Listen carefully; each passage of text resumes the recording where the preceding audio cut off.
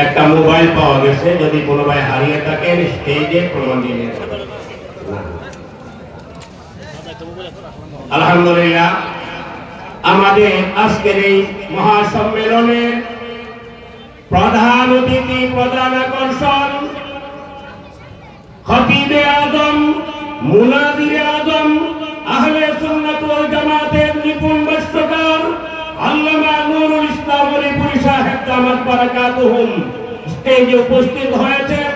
আমরা এদিক সেদিক যারা ঘোরাফেরা আছি, অন্যান্য মসজিদে যারা নামাজে আছি, নামাজ থেকে ফারিগ হয়ে প্যান্ডেলের ভিতরে চলে আসি। এই পর্যায়ে আমাদের সামনে গুরুত্বপূর্ণ বয়ান পেশ করবেন খতিবে জামান, মুনাজিরে আজম আল্লামা নুরুল ইসলাম সাহেব আলিপুরি দামাত বারাকাতুহুল আলিয়া।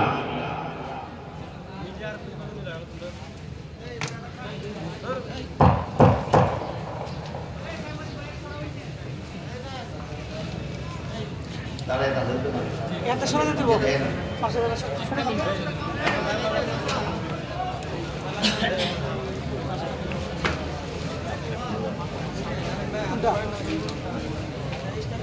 মোবাইল এটা কার মোবাইল? পাওয়া গেছে, পাওয়া গেছে। তোমার ঠিক আছে, রমান দিয়ে দিত।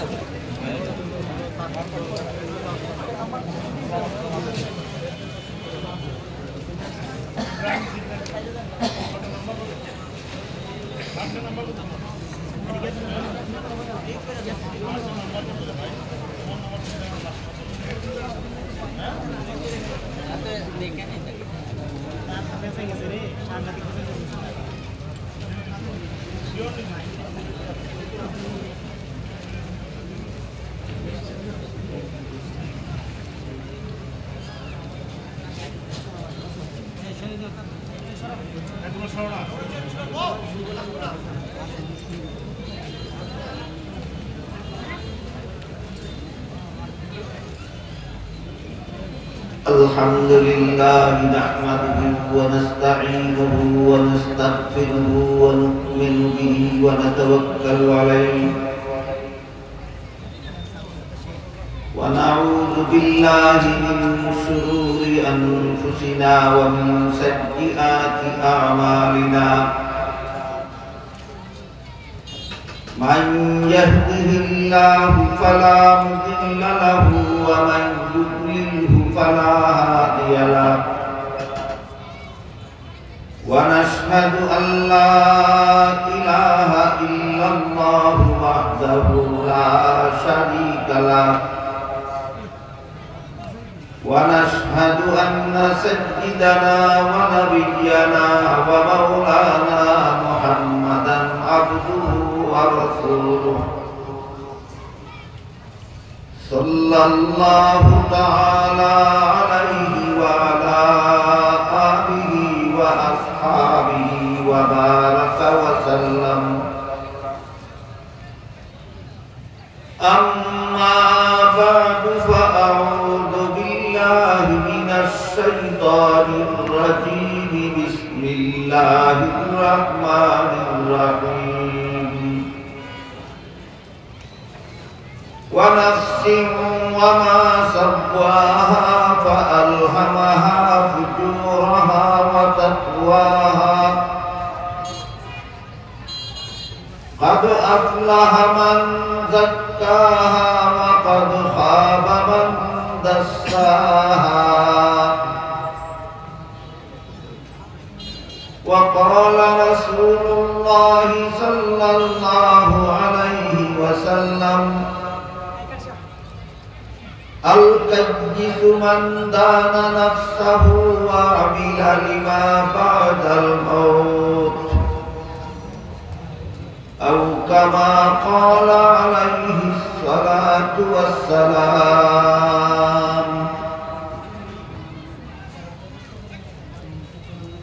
हज़रत उलमाए किराम मुहतरम हाज़िरीन, এলাকার সর্বস্তরের মুসলমান ভাইয়েরা আমার, আশপাশের বাড়িঘরের পর্দার আড়ালে বসা আমার মা ও বোনেরা,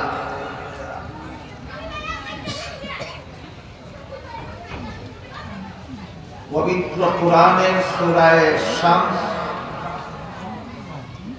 এর মধ্যভাগ থেকে কয়েকটি আয়াত আমি আপনাদের সামনে তিলাওয়াত করেছি। এক ব্যাখ্যা প্রসঙ্গে রাসূল করিম সাল্লাল্লাহু আলাইহি ওয়াসাল্লামের সংক্ষিপ্ত একটি হাদিস তিলাওয়াত করেছি। তিলাওয়াতকৃত আয়াতগুলি এবং হাদিসের মর্ম বুঝার জন্য পূর্ব থেকে আমাদের কিছু কথা স্মরণে রাখতে হবে এবং সেই কথাগুলি হল মানুষের মন ইচ্ছা শক্তি অনুভূতি শক্তি, এটার নাম মন। আর জীবনী শক্তি বা প্রাণ শক্তি, এটার নাম হইল জান। জান আর মন এক জিনিস। মানুষ মরে গেলে তার ভিতর থেকে জান বের হয়ে যায়, আর ঘুমাইলে পরে জান শরীরের ভিতরেই থাকে, কিন্তু অনুভূতি শক্তিটা থাকে। এই হলো জান আর মনের পার্থক্য বোঝার উদাহরণ। মরে গেলে শুধু অনুভূতি থাকে না, না প্রাণই থাকে না।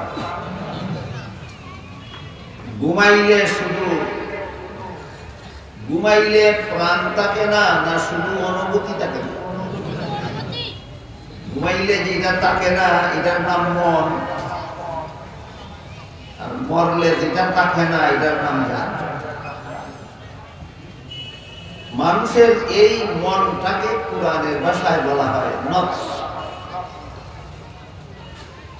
আমরা বাংলা ভাষায় যে জিনিসটাকে মন বলি, কোরআনের ভাষায় এটাকে বলে নফস। মানুষের মন বা নফস কৃষকের ক্ষেতের মতো। কৃষক যদি তার ক্ষেতে চাষাবাদ করে না, ফসল ফলায় না, হাল চাষ করে না, তাহলে তার ক্ষেতের মধ্যে কতগুলি আগাছা এমনিতেই জন্ম। যারা গৃহস্থী করার অভ্যাস আছে বলেন আগাছা ফলাইতে হয় না, এমনি জন্ম। ঠিক তেমনি ভাবে যেসব মানুষ তাদের মনকে আবাদ করে না, এদের মনের মধ্যে কতগুলি কুস্বভাবের আগাছা অটোমেটিকলি জন্ম হয়। ক্ষেত আবাদ না করলে যেমন ভাবে অটোমেটিকলি তার মধ্যে আগাছা জন্ম হয়, তেমনি ভাবে প্রতিটি মানুষ যার যার মনকে আবাদ না করলে এই মনের মধ্যে কতগুলি কুস্বভাবের আগাছা এমনিতেই জন্ম হয়। তারপর ক্ষেতের আগাছা পরিশ্রম করে পরিষ্কার করার পর ফসল এমনিতেই জন্ম হয় না, কতগুলি ফসল ইচ্ছা করে ফলাতে হয়। ঠিক তেমনি ভাবে মনের কুস্বভাবের আগাছাগুলি থেকে মনকে পরিষ্কার করার পর কতগুলি সুস্বভাবের ফসল এমনি ফলে না, মেহনত করে ফলাতে হয়। উদাহরণ বুঝে থাকলে বলুন, মানুষের মনের অবস্থা বোঝার সহজ উদাহরণ কি? কৃষকের ক্ষেত। মানুষের মনের অবস্থা বোঝার উদাহরণ কৃষকের ক্ষেত। ক্ষেতের যেমন দুই অবস্থা, মানুষের মনেরও দুই অবস্থা। ক্ষেতের এক অবস্থা হলো আবাদ না করলে আগাছা এমনি ফলে, আর আগাছা পরিষ্কার করার পরে ফসল এমনি ফলে না, ফলাতে হয়। ঠিক তেমনি ভাবে যে মানুষ তার মনকে আবাদ করে না, তার মনের মধ্যে কতগুলি কুস্বভাব এমনিই জন্ম হয়। এই কুস্বভাবগুলি থেকে মনকে পরিষ্কার করার পরে কিছু সুস্বভাব আছে, এগুলি এমনিই জন্ম হয় না, ইচ্ছা করে চেষ্টা করে জন্মাতে হয়। তাহলে উদাহরণের দিক দিয়া মানুষের মন কিসের মতো? কৃষকের ক্ষেতে। যেসব কুস্বভাবের আগাছা মানুষের মনে এমনিই জন্ম হয়, এইগুলি সর্বমোট 10টা। কটা কুস্বভাব মানুষের মনে এমনি জন্ম হয়? 10টা। এই কুস্বভাবগুলির থেকে মনকে পরিষ্কার করার পরে যে সমস্ত সুস্বভাবের ফসল মনের ক্ষেতে মেহনত করে ফলাতে হয়, ওই সমস্ত সুস্বভাব সর্বমোট 10টা। মানুষের মনের কুস্বভাব 10টা, সুস্বভাব। এই 10টা কুস্বভাবের মধ্যে একটা কুস্বভাবের নাম হলো হুব্বে দুনিয়া। এই নামটা মনে রাখা। মানুষের মনের মধ্যে যতগুলি কুস্বভাব জন্ম হয় সর্বমোট 10টা, এর মধ্যে একটার নাম হুব্বে দুনিয়ার বাংলা অর্থ হইল দুনিয়া ভোগ করার লালসা, দুনিয়াকে উপভোগ করার লালসা।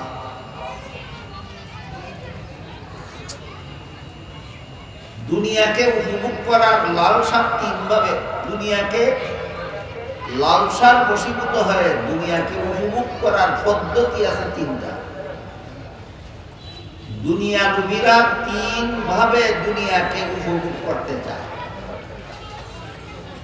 এই 3টা পদ্ধতি বুঝলে আশা করি আপনারা সকলেই বুঝতে পারবেন আপনাদের কার কার মনের ক্ষেতের মধ্যে হুব্বে দুনিয়া নামের আগাছা জন্ম হয়েছে। দুনিয়া উপভোগ করা হয় কত পদ্ধতিতে? 3 পদ্ধতি। একটা পদ্ধতির নাম হলো হুব্বে জাহ, আরেকটা পদ্ধতির নাম হলো হুব্বে মাল, আরেকটা পদ্ধতির নাম হলো হুব্বে নিসওয়ান। বাংলায় পদের লোভ, ধনের লোভ, নারীর লোভ। হুব্বে দুনিয়া নামের আগাছা যাদের মনের ক্ষেতের মধ্যে ফলছে তারা হয়তো পদের লোভের লোভী হবে, অন্যায়ভাবে সমাজের পদ দখল করবে,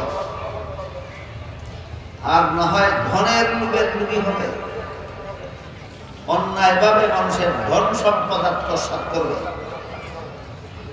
আর না হয় নারীর লোভে লোভী হবে, অন্যায়ভাবে নারীকে উপভোগের অপচেষ্টায় লেগে যাবে। আমার কথা বুঝে তাকে বলেন হুব্বে দুনিয়া নামের আগাছা। এটা যাদের মনের ক্ষেতের মধ্যে ফলে এরা দুনিয়াকে কত পদ্ধতিতে উপভোগ করার চেষ্টা চালায়? 3 পদ্ধতি। প্রথম পদ্ধতির নাম হইল পদের লোভ, মানের লোভ। তার অযোগ্যতার কারণে সমাজে তাকে একটা পদ দিতে চায় না, কারণ যে যে পদের অযোগ্য তাকে সেই পদে দিলে উপকারের পরিবর্তে ক্ষতি করে, উপকারের পরিবর্তে ক্ষতি করে। ধরুন যেই লোকটার সূরা কেরাত শুদ্ধ নয়, ভুল, যে কোরআনের সহি শুদ্ধ তিলাওয়াত জানে না, ভুল করে, সে কি ইমামতির পদের যোগ্য? অযোগ্য। তারে যদি এই পদে দেওয়া হয় তাইলে আপনাদের নামাজ সঠিকভাবে পড়াতে পারবে না বিনষ্ট করে যাবে? অযোগ্যরে পদে দিলে কি হয়? উপকারের পরিবর্তে ক্ষতি হয়, উপকারের পরিবর্তে ক্ষতি হয়। এই কারণে মানুষে তাকে পদটা দিতে চায় না। তারপরও সে চলে বলে কলে কৌশলে পদটা দখল করে নিয়ে যায়। তার অন্তর প্রমাণ হলো তার অন্তরে একটা আগাছা জন্ম হয়েছে, এটার নাম হুব্বে দুনিয়া। এটার নাম হুব্বে দুনিয়া। প্রথম পদ্ধতিতে সে দুনিয়ার লোভ চরিতার্থ করতে চায়। এই জন্য অযোগ্য হওয়া সত্ত্বেও মানুষের পথকে সে দূরে দখল করে নিয়ে যায়। এই ধরনের পথ দখলকারী সম্পর্কে হাদিস শরীফে রাসূল কারীম সাল্লাল্লাহু আলাইহি ওয়াসাল্লাম বলেন, তিন দল মানুষের প্রতি আল্লাহ কঠিন হাসরের দিনে রহমতের দৃষ্টিতে তাকাবেন না। এর মধ্যে এক দল হলো আম্মা কওমান ওয়া হুম লাহু কারিহুন। অযোগ্যতার কারণে লোকে তারে পদে দিতে চায় না, কিন্তু সে পদ দখল করে নিয়ে যায়। আল্লাহর রাসূল বলেন, এমন পদ দখলকারীদের প্রতি কঠিন হাসরের বিচারে আল্লাহ দয়া মায়ার দৃষ্টিতে তাকাবেন না। তাহলে পদ দূরে দখলকারীরা অনেক উপকার হাসিল করল না, নিজেদের কপালে কুড়াল মারল, নিজেদের কপালে কুড়াল মারল। এই কুড়ালটা তার মনের ক্ষেতের একটা আগাছার ফসল। আগাছাটার নাম হুব্বে দুনিয়া। আগাছাটার নাম হুব্বে দুনিয়া। ধনের লোভের উদাহরণ, কেউ চুরি করে, কেউ ডাকাতি করে, কেউ জবরদখল করে, কেউ ছিনতাই করে, কেউ সুদ খায়, কেউ ঘুষ খায়। পদের লোভে না ধনের লোভে? ধনের। এটাও তার হুব্বে দুনিয়া নামের আগাছার ফসল। দ্বিতীয় পদ্ধতিতে দুনিয়াকে উপভোগ করতে চায়। চুর হুব্বে দুনিয়া নামের আগাছায় আক্রান্ত, মানুষের মাল অন্যায়ভাবে গ্রহণ করতে। ডাকাত, সুদখোর, ঘুষখোর, এদের মনের ক্ষেত্রে হুব্বে দুনিয়া নামের আগাছা ফলে গেছে। এরা অন্যায়ভাবে হারাম উপায়ে দুনিয়ার মাল অর্জন করতে চায়। এটাও হুব্বে দুনিয়ার দ্বিতীয় প্রকার। দ্বিতীয় পদ্ধতিতে এরা দুনিয়ার লোভ চরিতার্থ করতে চায়। এই পদ্ধতিটার নাম হলো ধনের লোভ। পদ্ধতিটার নাম, এই কতগুলি ছেলে বলবেন দেখেন ঘুরছে, আমি দেখছি ঘুরছে, মানে দেখি এরা দ্বারা শয়তান চল শেষ হওয়ার মধ্যে গন্ডগোলটা ঘটাই দেয়।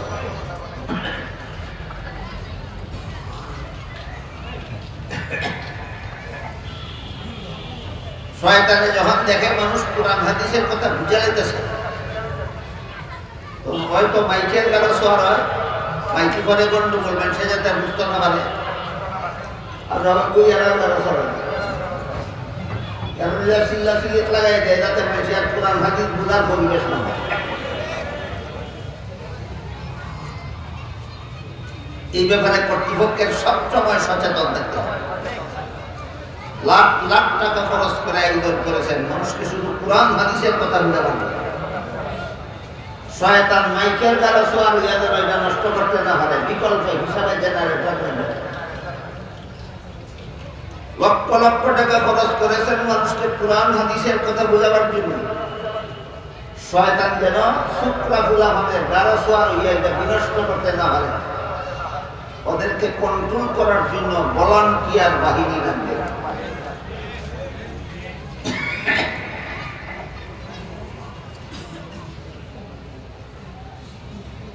গেল দ্বিতীয় পদ্ধতি।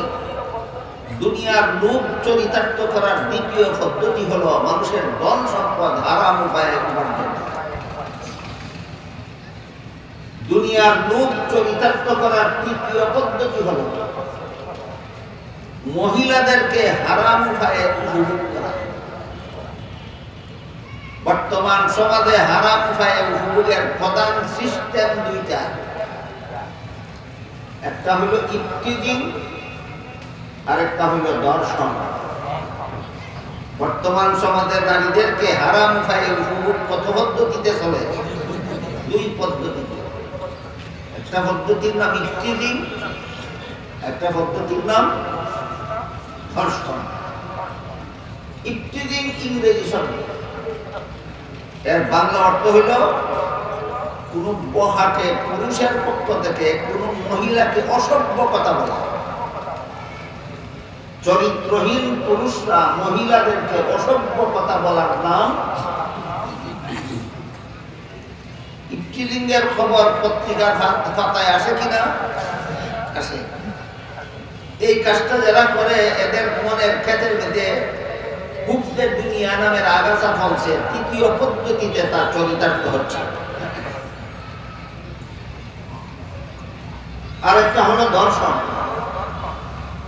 আজকাল পথে ঘাটে, হাটে মাঠে, শহরে বন্দরে, যেখানে সেখানে নারী দর্শনের সংবাদ প্রকাশিত হয় পত্রপত্রিকায়।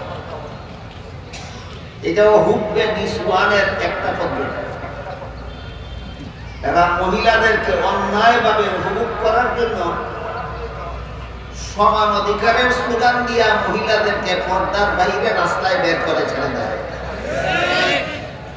এই অপকর্মটা যারা করে, যারা নারী পুরুষের সমান অধিকারের দোহাই দিয়া নারীদেরকে ঘর থেকে বের করে পথে ঘাটে বেপরদা অবস্থায় বের করে দেয়, এদের মনের ক্ষেতের মধ্যে হুববে দুনিয়া নামের আগাছা ফলছে। এরা তৃতীয় পদ্ধতিতে তা চরিতার্থ করার আন্দোলনে নেমেছে। কোন স্লোগানের মাধ্যমে? নারী পুরুষ সমান অধিকারের স্লোগানের মাধ্যমে। হাদিস শরীফে রাসূল করিম সাল্লাল্লাহু আলাইহি ওয়াসাল্লাম বলেছেন, পুরুষের পক্ষ থেকে নারীদেরকে অন্যায়ভাবে উপভোগ করার পদ্ধতি সর্বমোট ছয়টা পদ্ধতি।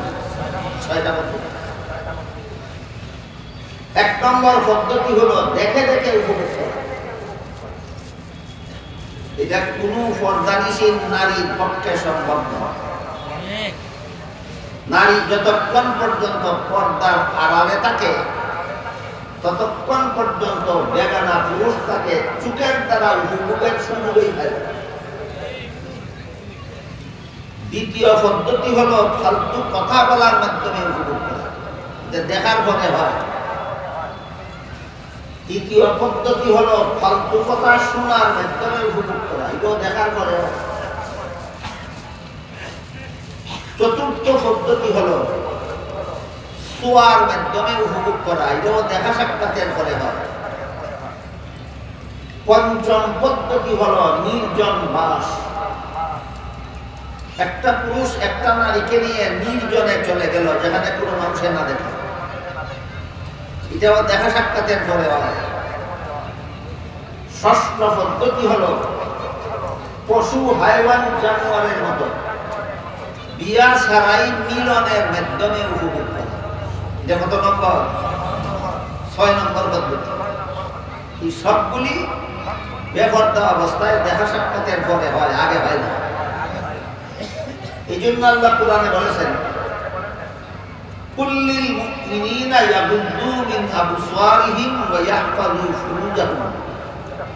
এই আয়াতের মর্ম হলো ঈমানদার পুরুষরা যেন ভিন্ন নারীকে চোখের দ্বারা দেখে দেখে উপভোগের পথ বন্ধ করে, তাহলে বাকি 5 প্রকারের উপভোগের রাস্তা এমনিতেই বন্ধ হয়ে যাবে।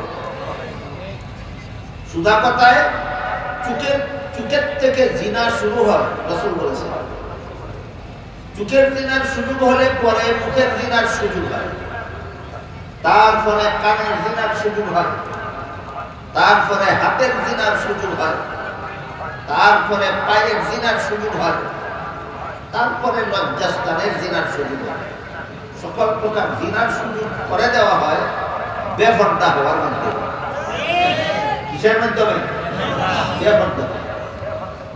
ভিন্ন পুরুষ ভিন্ন নারী যেন কোনো অবস্থাতে বেপরদা অবস্থায় দেখা সাক্ষাৎ না হয়। এজন্য হাদিস শরীফে রাসূল করিম সাল্লাল্লাহু আলাইহি ওয়াসাল্লাম বলেছেন, লাআনাল্লাহুন নাযিরা ওয়াল মানযুরা ইলাইহি,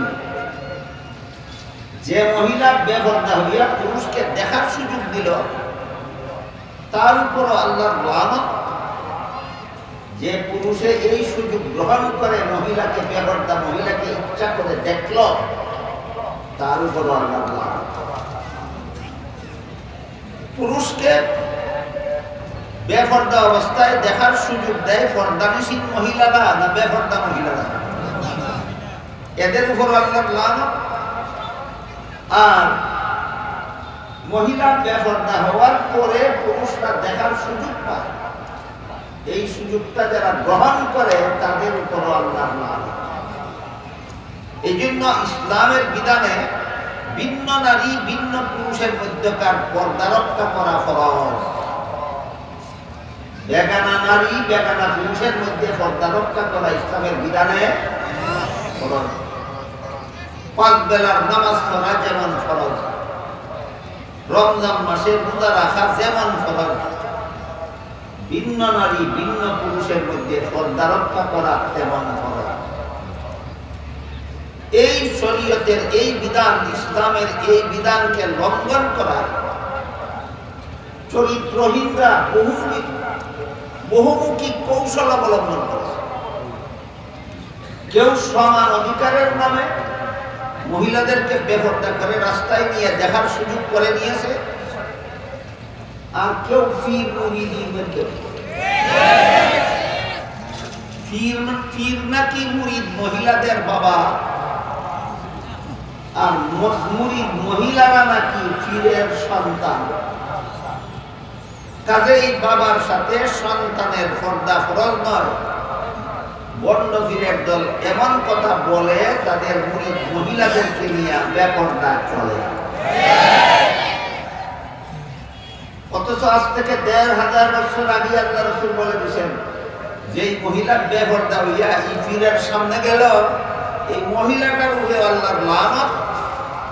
যেই পীরে মহিলাটারে বাবা আর সন্তানের দোহাই দিয়া বেপরদা কইরা দেখলো, এই পীরের উপরে আল্লাহর লানত।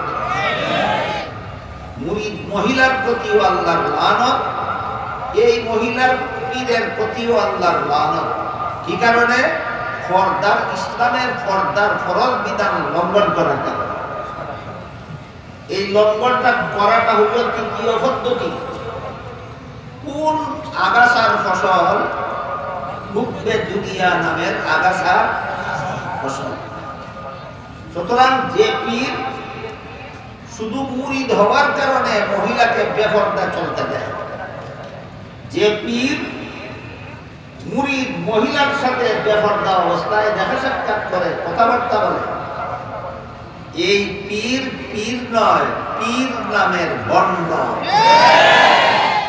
এই সমস্ত বন্ডদের কাছে কোনো পুরুষ মুরিদ হলে, এই সমস্ত বন্ডদের কাছে কোনো মহিলা মুরিদ হলে মারিফত পাইবে দূরের কথা, মারিফতের গন্ধ পাবে। এই বন্ডামি আমাদের সমাজে কেন চলে? কারণ মনের ক্ষেতের আগাছা পরিষ্কার করার পদ্ধতি জোরদারভাবে এই সমাজে চালু নেই। জোরদারভাবে এই সমাজে বন্ড পীরের বন্ডামি চালু আছে।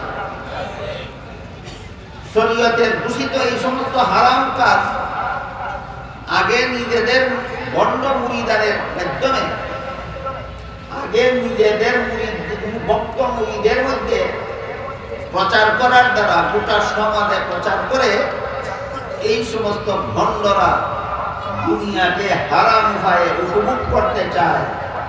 হুব্বে দুনিয়া নামের আগাছার ফসল। কি নামের আগাছার ফসল?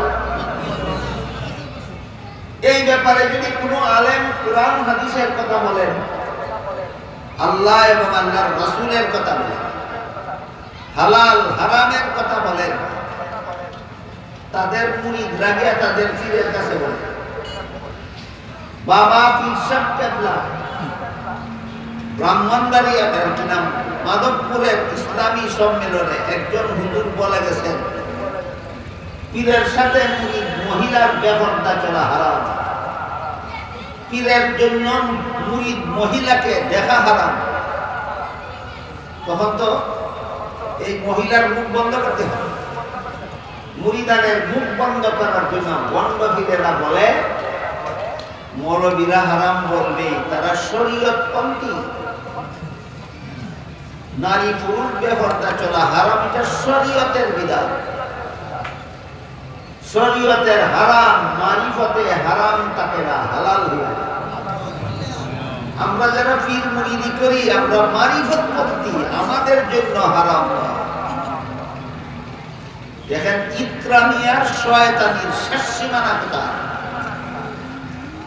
মারিফত আর শরীয়তের পার্থক্য দেখাইয়া সমাজের চোখে ধুলাভরা দিয়া এর মনের কেতের জঘন্যতম আগাছা পরিষ্কার করতে দূরের কথা, যারা পরিষ্কার করতে চায় তাদের মতেও বাধার সৃষ্টি করতে চায়। নারী পুরুষ বেপরদা চলা হারাম শরীয়তে, মারিফতে হারাম নয়।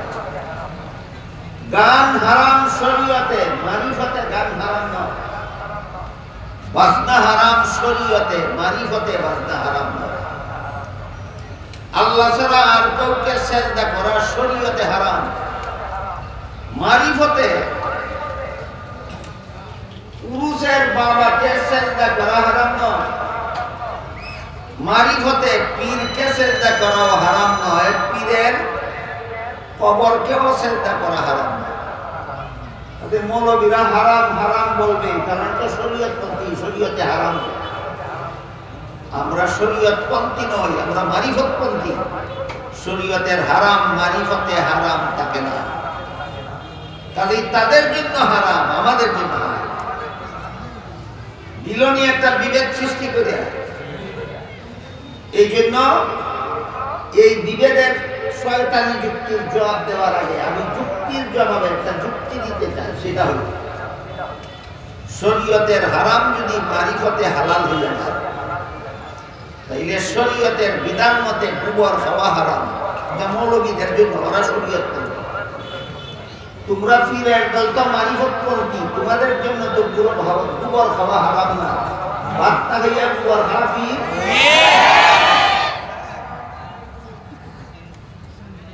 বলদের পেশাব পান করা শরীয়তে হারাম, মৌলবীদের জন্য হারাম, ওরা শরীয়তপন্থী। তোরা যারা মারিফতপন্থী তোদের জন্য তো শরীয়তের হারাম হারাম থাকে না। তোরা টিউবওয়েলের পানি না খাইয়া বলদের পেশাব খা।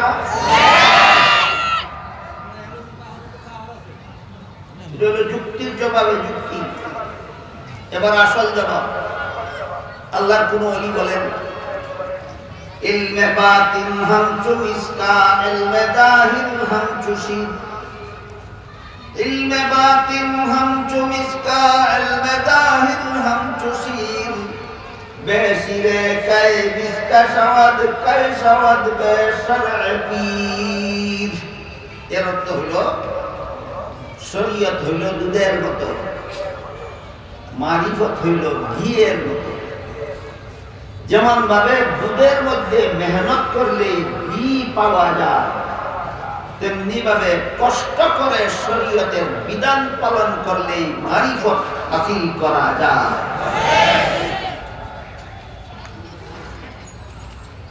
শরীয়তের মধ্যে মেহনত করলে মারিফত হাসিল হয়। শরীয়তের মেহনত করে শরীয়তের বিধান পালন করে।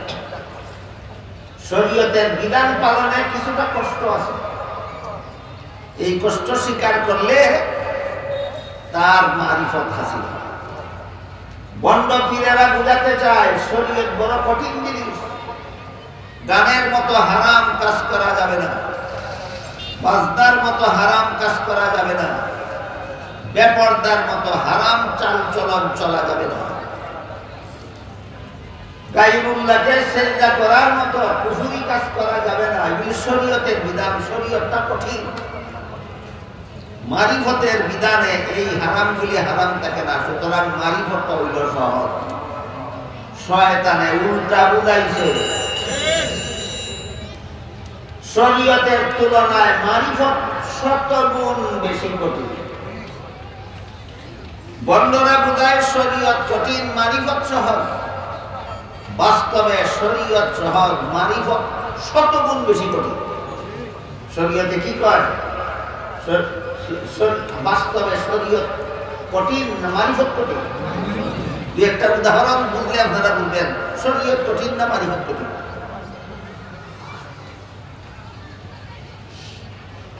শরীয়তের বিধান বলে 4 ফরজ আদায় করে উযু করলে উযু হয়ে যায়, সেই উযুর দ্বারা নামাজ পড়া যায়। এটা শরীয়তের বিধান। 4 ফরজ আদায় করে উযু করলে শরীর পবিত্র হয়ে যায়। এই পবিত্র দেহদারি নামাজ পড়লে নামাজ শুদ্ধ হবে। নামাজ শুদ্ধ হবে। এটা শরীয়তের বিধান। মারিফতের বিধান হইল বাহ্যিক শরীর শুধু পবিত্র করলে তোমার আসল পবিত্রতা হাসিল হবে না। উযুর দ্বারা শরীর পবিত্র করো, সাথে সাথে উযু শেষ হওয়ার আগে আগে তওবার দ্বারা মনকে গুনাহ থেকে পবিত্র করো, তখন তোমার উযু শুদ্ধ হইল। শরীয়তে শুধু শরীর পবিত্র করলেই উযু শুদ্ধ হয়। মারিফতে অন্তর পবিত্র না করা পর্যন্ত উযুও শুদ্ধ হয় না, নামাজও শুদ্ধ হয় না। এই কারণে উযু শেষ করার পরে শরীয়তের বিধানে যে দোয়াটা আছে, দোয়াটা হলো আল্লাহুম্মা জাআলনি মিনাত তাওয়াবিন ওয়া জাআলনি মিনাল মুতাতাহহিরিন। এর অর্থ হলো, হে আল্লাহ, আমি যে উযুটা করলাম এর মাধ্যমে আমাকে তওবাকারীদের অন্তর্ভুক্ত করে দাও। আর হাদিস শরীফে আল্লাহ রাসূল বলেছেন, আত-তাইবু মিনাজ যামবি কামান লা যামবা লাহু। তওবাকারীর তওবার দ্বারা সে গুনাহমুক্ত হয়ে যায়। গুনাহমুক্তির দোয়া উযুর পরে কেন? মারিফতের উযু হাসিল করার জন্য। বুঝতে পারলেন? উযুর পরে গুনাহমুক্তির দোয়া কেন? উযুর পরে গুনাহমুক্তির দোয়া এই কথা শিক্ষা দেওয়ার জন্য। তুমি 4 ফরজ আদায় করছো, শরীয়তে উযু হইছে, তোমার শরীর পবিত্র হয়েছে, এখনো মন পবিত্র হয়েছে না। উযু শেষ করার আগে আগে তোমার মন পবিত্র করো, তাহলে তোমার আত্মা পবিত্র হবে। এই পবিত্র উযুর দ্বারা তোমার নামাজ হবে পবিত্র। বলেন 4 ফরজ আদায় করে শরীর পবিত্র করা কঠিন না সকল গুনাহ থেকে তওবা করে আত্মা পবিত্র করা কঠিন? তাহলে শরীয়ত আর মারিফতের মধ্যে কঠিন কোনটা, সহজ কোনটা? শরীয়ত সহজ, মারিফত 1000 গুণে বেশি কঠিন। শরীয়ত সহজ, মারিফত 1000 গুণে বেশি কঠিন। নামাজে শরীয়তের বিধান মতে নামাজের 13 ফরজ আদায় করলে, নামাজের 15টা ওয়াজিব আদায় করলে, নামাজের 28টা সুন্নাত আদায় করলে শরীয়তের বিধান মতো নামাজ হয়ে গেল। শরীয়তের বিধান মতো নামাজ হয়ে গেল। মারিফতে বলে তোমার নামাজের ফুলস সংশোধন হইল, নামাজের আত্মা সংশোধন হইল না। এভাবে আল্লাহ কোরআনে বলেন, কাদ আফলাহাল মুমিনুনা আল্লাযীনা হুম ফি সালাতিহিম খাশিউন। আধ্যাত্মিক নামাজ সংশোধন কখন হয়? যখন নামাজি নামাজ শুরু করার থেকে নিয়ে সালাম ফিরানি পর্যন্ত আল্লাহর জ্ঞানে মগ্ন থাকতে পারে, তখন তার আধ্যাত্মিক নামাজ শুদ্ধ হয়। আপনারা যারা যারা নামাজ পড়েন আমার একটু দয়া করে বলবেন। কেউ যদি বলতে আবার লজ্জা বোধ করেন, এই জন্য আমি আমারটা আগে বলি। আমার অবস্থা হলো নামাজ শুরু করা মাত্রই আমার মনে সংসারের হাজার কথা স্মরণ হতে থাকে, সালাম ফিরাবার আগ পর্যন্ত স্মরণ হতেই থাকে। এর কারণ হলো আল্লাহ রাসূল বলেছেন, সহিহ বুখারী শরীফের হাদিস, নামাজি যখন নামাজে দাঁড়িয়ে যায়, শয়তানে তার একদম স্পেশাল বাহিনী নামাজিদের কাছে পাঠিয়ে দেয়, যেন সে আল্লাহর ধ্যানে নামাজ পড়তে না পারে, সংসারের ধ্যানে মগ্ন থেকে যেন নামাজটা শেষ করতে পারে। এই নামাজের সুফল থেকে নামাজিকে বঞ্চিত করার জন্য শয়তানের স্পেশাল বাহিনী নামাজিদের কাছে পাঠিয়ে দেয়। ওরা নামাজিদের অন্তরে জাগ্রত করে দিতে থাকে, বলতে থাকে, উযকুর কাযা, উযকুর কাযা, উযকুর কাযা। অমুক কথা স্মরণ করো, অমুক কথা স্মরণ করো, তমুক কথা স্মরণ করো, দোকানের কথা স্মরণ করো। ক্ষেতের কথা স্মরণ করো, বিদেশ যাওয়ার কথা স্মরণ করো, বিবি বাচ্চার কথা স্মরণ করো, ধন সম্পদের কথা স্মরণ করো, বলতে থাকে আর নমাজি সংসারের কথা স্মরণ করতে থাকে। 13 ফরজ আদায় করছে ঠিক মতো, 15 ওয়াজিব আদায় করছে ঠিক মতো, 28 সুন্নত আদায় করছে ঠিক মতো। শরীয়ত বলে নামাজ হয়ে গেছে, মারিফত বলে হইছে না, মারিফত বলে হইছে না। মারিফতের বিধান মতো নামাজ হইব কোন সময়? নিয়ত করার পর থেকে সালাম ফিরানি পর্যন্ত যদি আল্লাহর জ্ঞান ছাড়া আর কোনো কিছুর জ্ঞানে তুমি না যাও, মারিফত বলে নামাজ তোমার হইছে।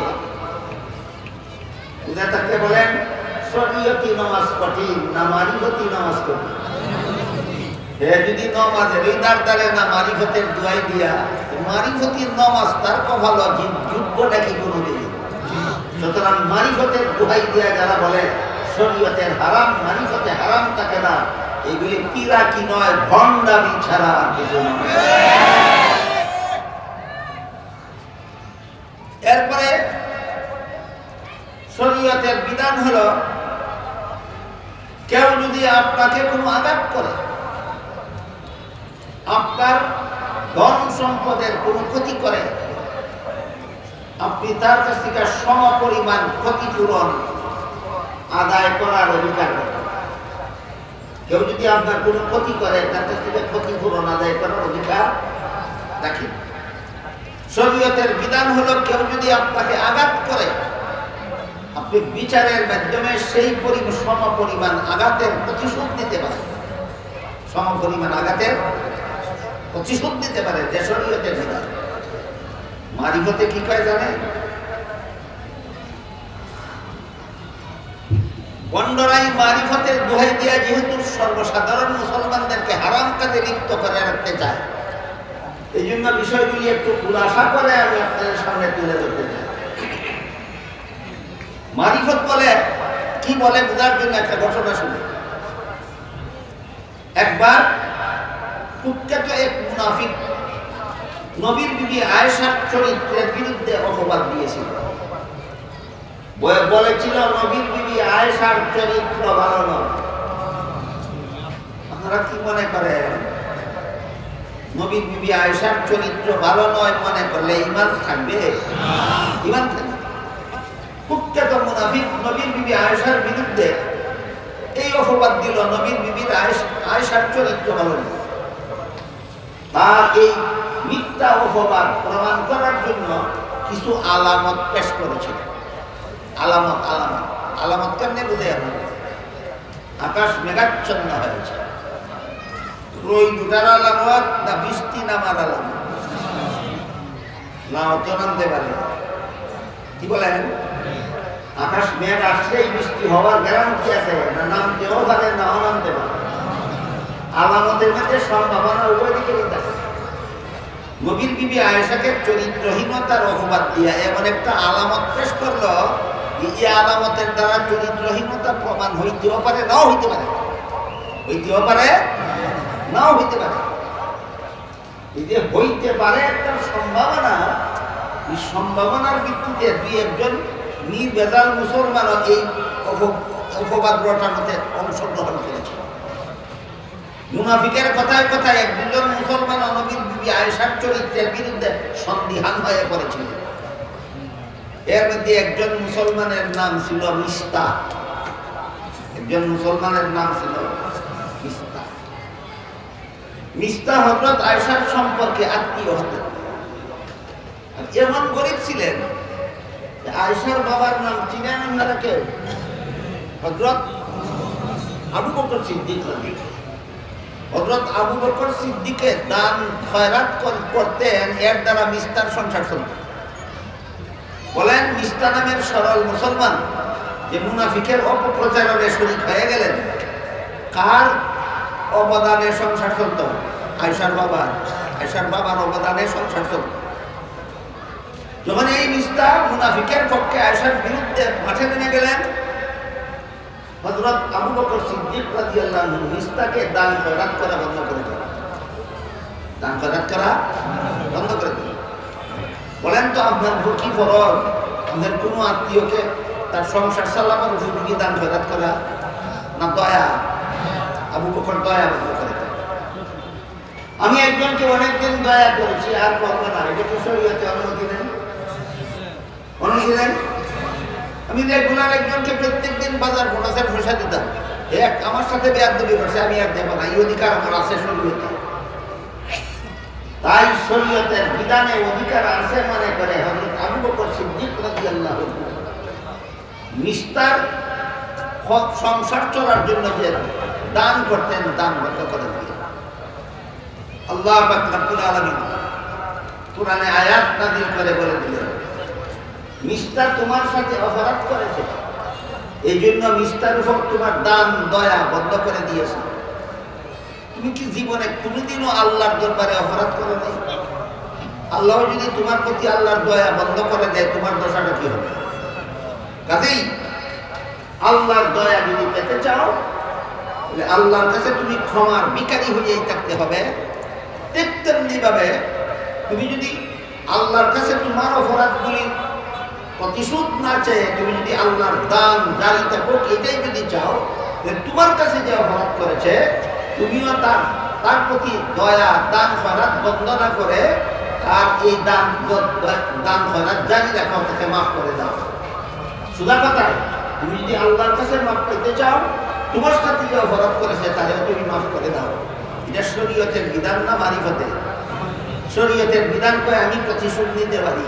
আল্লাহ বলেন প্রতিশোধ নিতে যাইও না, নিতে পারো শরীয়তের বিধান, মাফ করে দেওয়া মারিফতের বিধান। প্রতিশোধ নেওয়া শরীয়তের বিধান, মাফ করে দেওয়া মারিফতের বিধান। উদাহরণ বুঝে থাকলে বলুন, শরীয়ত কঠিন না মারিফত কঠিন? গন্ডগোলে কি কর? নামাজ পড়া শরীয়তে ফরজ, মারিফত হাসিল হইলে নামাজ ফরজ থাকে না।